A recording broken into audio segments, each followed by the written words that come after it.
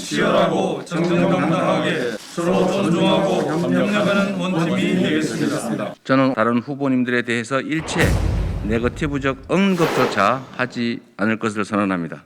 우리는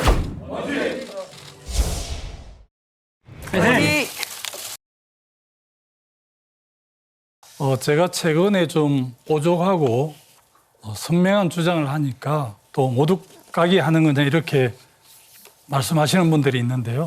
저 그런 사람 아닙니다. 예, 음주운전자는 따로 있는데 벌금을 저보고 내라고 하는 것 같아서 참 억울합니다.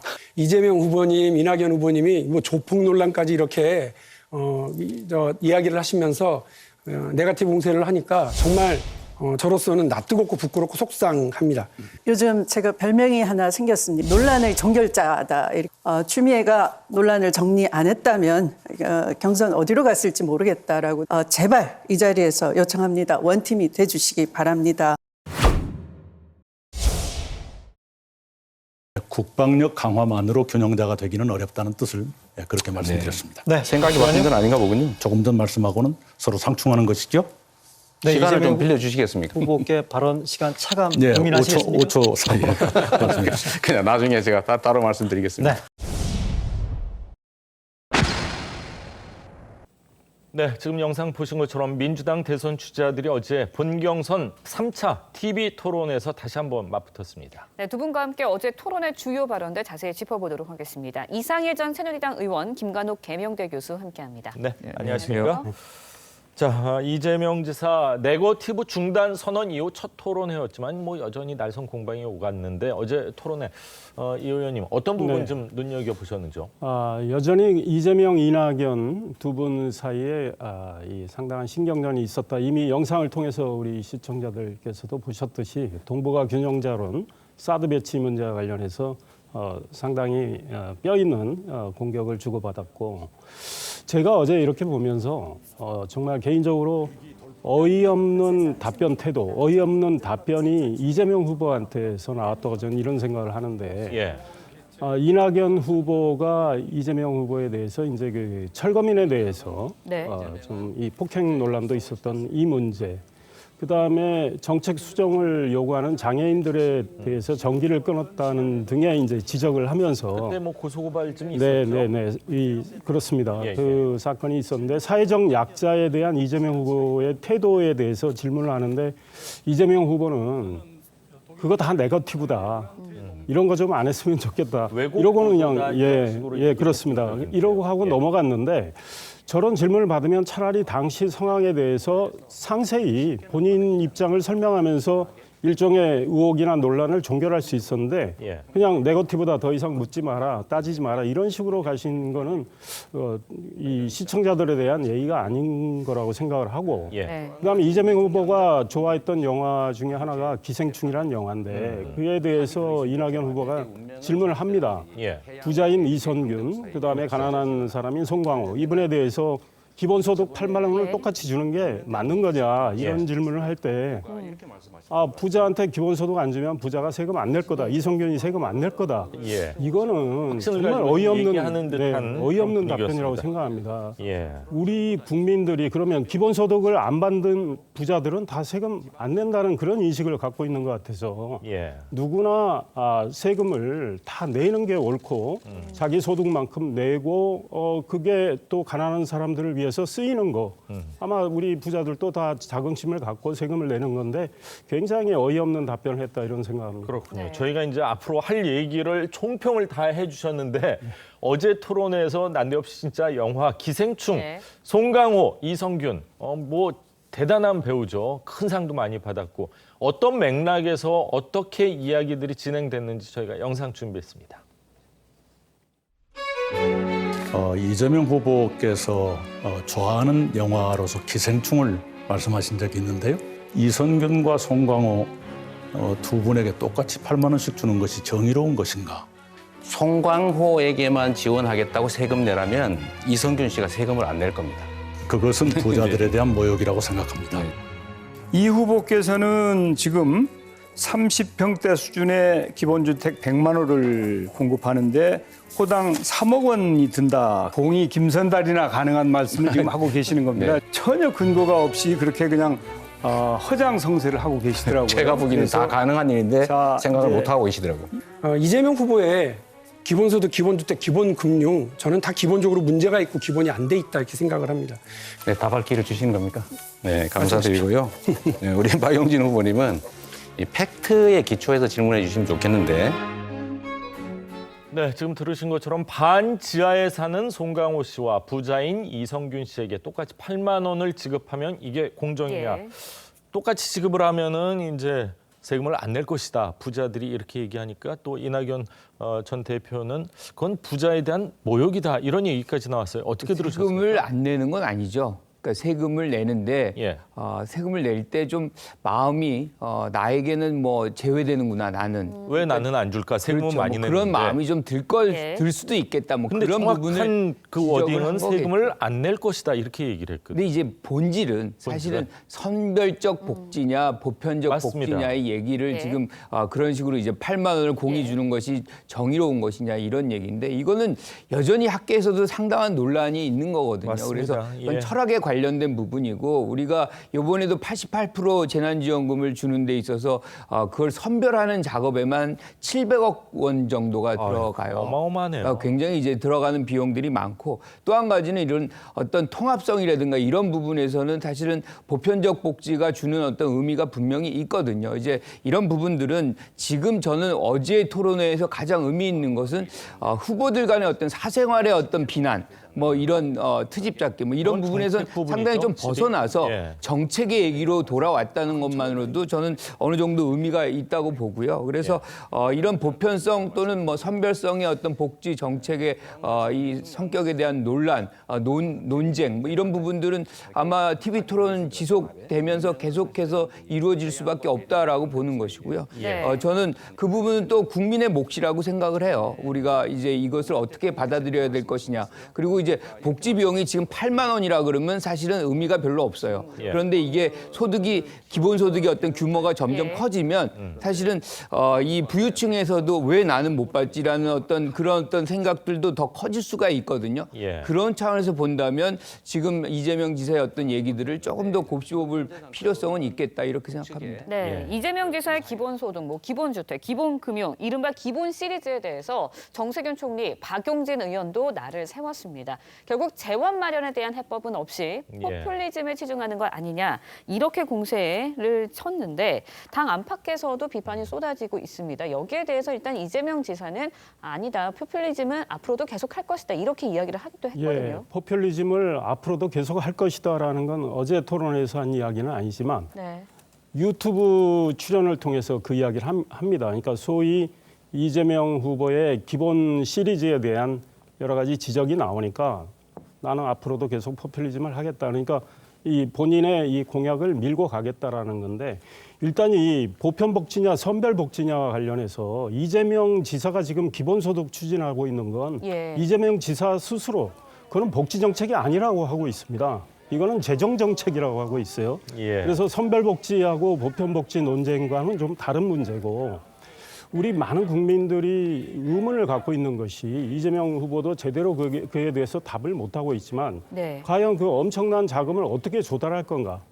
기본소득 마찬가지고 기본주택 마찬가지고요.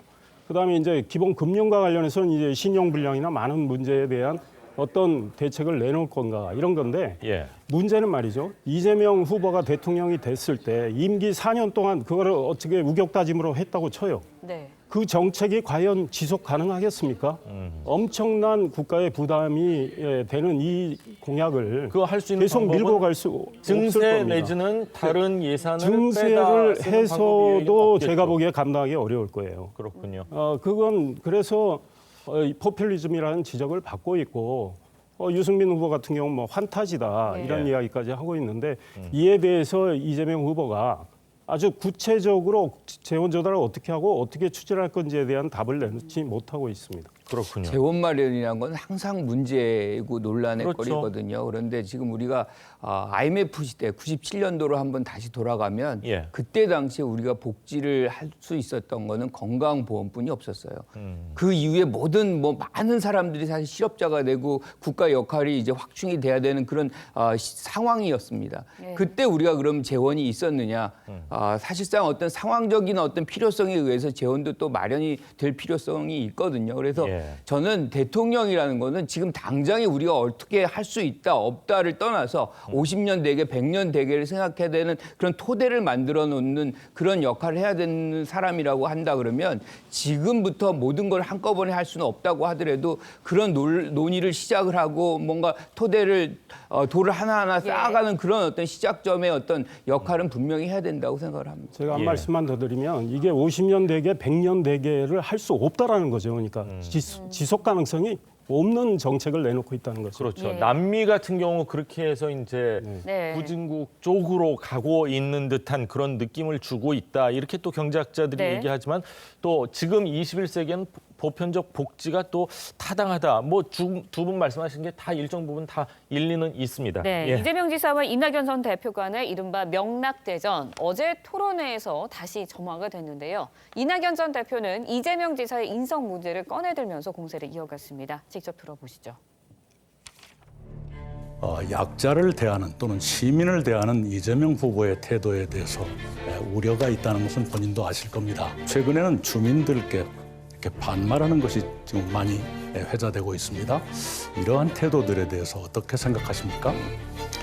전부 다 왜곡된 사실이 아닌 전부 것이고요. 왜곡입니까? 네, 이게 예를 들면 화면이 철거민한테는 제가 폭행을 당했고요. 장애인의 엘리베이터를 껐다는 건 제가 이미 그들이 처벌받은 사안이니까 그 얘기 다시 하지 마시고요. 이런 게 진짜 네거티브죠. 반말을 했다 이런 것은 그 영상 보시면 잘라서 붙인 겁니다. 좀 이런 거 안 했으면 좋겠습니다. 이런 거야말로 네거티브잖아요. 예, 지금 들으신 것처럼 이재명 지사 사회적 약자나 좀 몸이 불편하신 분들에 대한 태도, 네.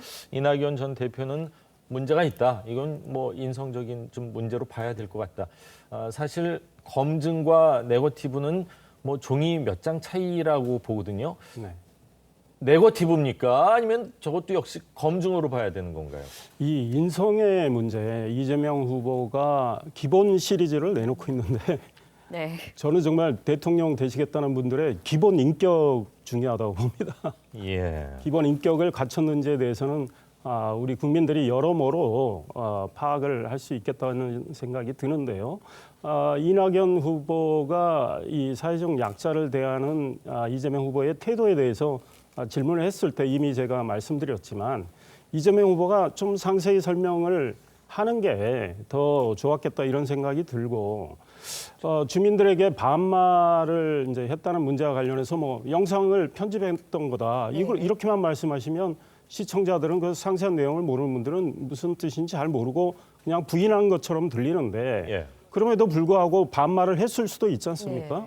이런 뭐 것들에 영상이 대해서 또 있다고 그러는데 네. 거기에 대해서 이제 편집을 한 것이다. 네. 또 이렇게 네. 얘기를 하니까 저희는 사실 정확히 알 방법이 없습니다. 그러면 지금으로서. 반말이 어떤 과정에서 이루어졌는지 본인이 설명을 하고 이유 여하를 막론하고 내가 주민에게 이 반말 쪽으로 이렇게 그런 어투를 썼다면 그거는 뭐 앞으로 시정을 하겠다 이렇게 하는 태도가 보다 설득력 있었겠다 이런 생각이 듭니다. 저는 이 부분을 사회적 약자라고 규정을 했다는 부분이 굉장히 사실 적절하지 못해요. 그렇습니까? 왜냐하면 철거민들 중에서도 뭐 그냥 자신들의 요구를 정당하게 이제 요구하고 뭐 이런 것들에 문제가 없죠. 하지만 이제 물리력을 행사하는 부분을 사회적 약자이기 때문에 이것을 허용한다.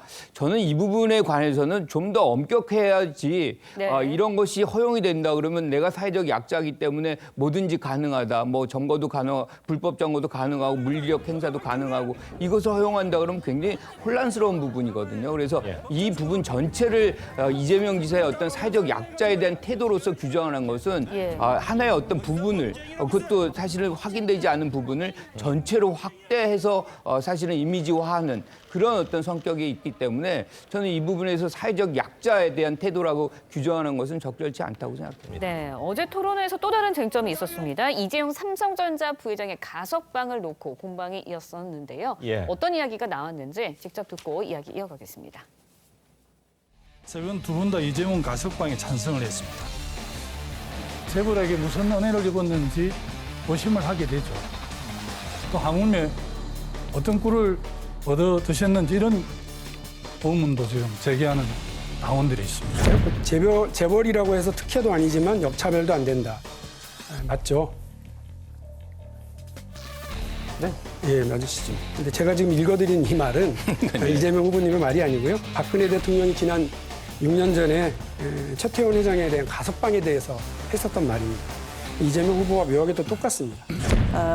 이재용 부회장 가석방에 대해서 또 이낙연 후보님께 질문하겠습니다. 저는 이 정의공정 법치를 굉장히 허무는 일이다라고 생각을 하고요. 문제인 의식은 별로 없고 이 재벌에게 또다시 기여함으로써 국민께 진 빚을 갚아라 덕담을 하시니까. 네, 이재용 부회장의 가석방을 놓고 이른바 빅3로 불리는 이재명, 이낙연, 정세균 후보 긍정적인 입장을 내놨었는데요. 어제 토론회에서 나머지 주자들이 이를 두고 이제 질타하는 모습을 보였습니다. 여당 안에서도 대선 주자들 안에서도 이렇게 의견이 엇갈리고 있는데 이 배경 어떻게 봐야 할까요? 예, 그 상대적으로 앞서가는 지금 세 분의 경우는 지금 문재인 정부에서 결정한 가석방에 대해서 이 상당히 비판을 하기가 이제 어렵다고 비판을 안 하는 것이 본인의 앞으로 득표 전략에 도움이 되겠다 이런 생각이죠. 그러니까 게다가 이재용 부회장의 가석방에 대한 찬성 여론이 압도적으로 높은 상황이란 말이죠.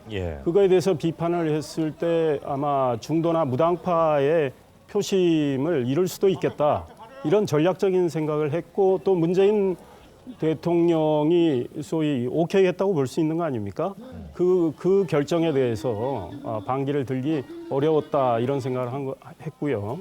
그다음에 나머지 주자들이 강하게 그 가석방을 비판하면서 그 세 분의 후보들에 대해서 공격을 하는 건 이분들은 선명성을 강조를 해서 지금 추격하는 입장이잖아요. 그래서 본인의 어떤 선명성을 강조하고 또 지금 소위 말해서 친문 강성 지지층이라고 불리는 그분들은 지금 가석방에 대해서 불만이 많기 때문에 그분들의 또 표심을 좀 사려고 했던 측면이 있겠다. 근데 제가 어제 TV 토론을 보면서 또 하나 어이없었던 점은 법무장관을 지낸 추미애 후보가 정의 공정 법치를 이야기합니다. 그런데 법무부 장관 시절에 정의 공정 법치를 무너뜨렸다고 많은 지적을 받고 있는 분이 정의 공정 법치를 이야기해서 좀 어이가 없었다는 생각이 들었습니다. 그렇군요. 여론조사를 보면은 찬성이 한 60대 중반에서 많게는 뭐 한 70% 정도 나오고 있습니다. 그런데 지금 말씀을 하셨지만 청와대에서 아마 오케이한 그런 상황일 것이다. 이 가석방이라는 게 청와대에 전혀 의중이 없는데 법무부 단독으로 하긴 현실적으로 대통령 제하에서는 어려운 거 아니겠습니까? 하지만 나머지 3명의 후보가 일종의 뭐 청와대에 조금은 반기를 드는 듯한 이런 모습은 어떻게 해석을 해야 될까요? 그러니까 그 부분부터 말씀을 좀 드리면 기본적으로 사실은 민주당은 뭐 중산층 이하, 서민, 노동자 뭐 이런 것에 이 세력을 사실은 대변하는 정당 맞습니다. 이제 그분들의 어떤 입장에서는 지금 이재용 부회장 같은 경우는 횡령 배임으로 이제 사실은 형을 지금 하고 있는 부분이잖아요. 여기에서 가석방이라는 국정농단과 관련된 그렇죠. 국정농단과 관련해서 이제 그런 어떤 처벌을 받고 맞습니다. 이것을 형기를 다 채우지 않는 그런 부분이 여기서 가석방 처리하는 것이 어떻게 보면 노동자라든가 뭐 서민들 이런 부분들의 어떤 생각과는 좀 다를 수 있다. 감정과는 조금 진영에 좀 더 충실한 그런 어떤 선택을 좀 강조하는 것이고 어떻게 보면 지지율이 그만큼 높지 않기 때문에 자기 진영의 어떤 목소리에 더 이렇게 좀 구애를 해야 되는 필요성이 있는 것이고 반면에 지금 빅3라고 얘기할 수 있는 분들은 국민의 의사에 좀 맞출 필요가 있는 거죠. 중도 확장을 그렇죠. 위해서요. 그리고 이제 70% 정도가 이미 이제 사실은 이재용 부회장에 대한 어떤 석방 뭐 이런 이런 예. 부분에 대해서 호의적이란 말이에요. 그리고 이제 또 대통령을 꿈꾸는 분들은 사실은 어떻게 보면 경제에 대한 생각을 안 할 수가 없어요. 삼성에 대한 한국의 경제, 삼성에 대한 의존도가 매우 높은 상황이라는 부분도 아마 의존도? 감안된 부분이 예. 있겠다. 그래서 복합적으로 지금 이 정리가 된 것 아닌가 이렇게 생각합니다. 예. 네, 3차 토론회가 있었던 어제 장외에서는 이낙연 캠프 측에서 시작된 경선 불복론에 대한 공방이 확전되는 분위기였습니다. 어떤 이야기들이 오갔는지 직접 들어보시죠. 이낙연 이 후보를 지지하고 있는 이분들이 31%가 아마 이재명 후보의 욕설을 들었을 것이라 그런 점을 있습니다. 그 욕설을 듣고 난 뒤에는 도저히 합치지더라도 나는 지지 못하겠다. 그분들에 대해서 내가 어떻게 설득할 수 있을 것인가 확실한 자신이 없다. 이 얘기입니다. 공식적으로 사과하지 않고 계속 고집을 부리면 이낙연 캠프 후보 측에서 조치를 해야 되고 당도 엄정하게 경고해야 한다. 술은 선대위원장께서 저에게 대해서 경고를 한다는데 저는 뭐 적반하장 같은 느낌이 들었습니다. 네, 선거대책위원장. 그러니까 이낙연 캠프 선거대책위원장을 맡고 있는 서른 의원 라디오에서 또다시 이재명 지사의 과거 욕설 논란을 꺼내들면서 원팀 가능성에 대해서 의문을 제기를 했습니다. 예. 이 지사 측에서는 뭐 별 대응이 없었지만 김두관 의원, 서른 의원의 행동에 이의를 제기했고요. 네거티브 중단 선언 이후에도 여전히 이제 경선 불복론을 둘러싸고 논란이 계속 이어지고 있는 모습이거든요. 예, 저 문제는 쉽게 가라앉지 않을 수 있겠다 이런 생각이 듭니다. 지금 이낙연 후보는 추경하는 입장이니까 좀 더 이재명 후보에 대해서 약점을 공격을 하고 있는 상황이고 이재명 후보 입장에선 사실은 가장 큰 약점 중에 하나입니다. 저 문제가. 그래서 이재명 후보 본인도 사과를 몇 차례 했던 건데 네. 결국은 그 역설 음성 파일이 뭐 아마 우리 국민들 많이 들어보셨을 텐데 그걸 이제 이낙연 후보 쪽에서 계속 활용을 하고 있다. 그런데 그것이 서른 의원의 저런 지적이 결국은 경선 불복을 이렇게 조장하는 거 아니냐 이런 게 당내에서 김두관 후보를 비롯한 여러 사람들이 이야기를 하고 있는데 본인은 그건 아니다. 이거는 인성의 문제고 그걸 들은 소위 이낙연 후보 지지층 중에 30% 좀 넘는 뭐 정확히 32%. 네, 그렇습니다. 32% 정도의 지지자들이 도저히 그 음성을 듣고는 이재명 후보가 될 경우에 지지하기 어렵다. 이런 현실을 이야기한 거다. 이러면서 이제 이재명 후보의 약점을 계속 건드리고 있는데 저 신경전은 계속 치열해질 거고요. 저게 악화가 되면 이 경선 결과에 승복하는 이런 분위기는 쉽게 조성되지 않을 수도 있겠다 이런 생각이 듭니다. 그렇군요. 서른 의원이 한 얘기입니다. 이낙연 지지자 32%가 이재명 지지 못할 것 같다. 여론조사를 얘기를 했는데 어디서 어떻게 조사를 했는지 모르기 때문에 저희가 그냥 인용을 할 따름입니다. 그러면서도 또 원팀 안 이룰 이유는 없다. 만약 되면은 우린 또 원팀으로 하겠다. 이렇게 조금은 공격을 하면서도 이제 경선 불복에 대한 입장까지는 아닌 듯하게 얘기를 했는데 2002년 당시 노무현 후보가 선출됐을 당시에 일부 의원들 좀 수긍하지 못하고 반발하는 기류가 있었지 않습니까? 일부가 아니죠. 굉장히 많았습니다. 많았었죠. 그래서 이제 분당이 되고 뭐 이러는 건데 그때 당시 후단협이라 그러죠. 결과적으로 이제 경선을 받아들이지 못하면서 노무현 전 대통령을 상당히 궁지에 몰았던 그런 상황이었던 것이고 당이 이제 조각이 나는 그런 장면이었던 것. 지금도 많은 분들이 그 부분을 우려해요. 그래서 이제 경선 불복이라든가 원팀에 대한 어려움 얘기를 할 때에는 다른 후보들도 굉장히 민감하게 그걸 느끼거든요. 그런데 지금 아까 서른 의원이 얘기하는 것 중에 사실 뭐 욕설 문제 이거 충분히 얘기할 수 있는 부분이에요. 그러면 그걸로 이제 끝나야죠. 그리고 이제 그 부분에서 사과한 부분도 있고 하지만 그건 다 유권자들의 몫입니다. 그거를 곧 설득을 해야 된다. 왜 서른 의원이 그걸 설득해야 되죠?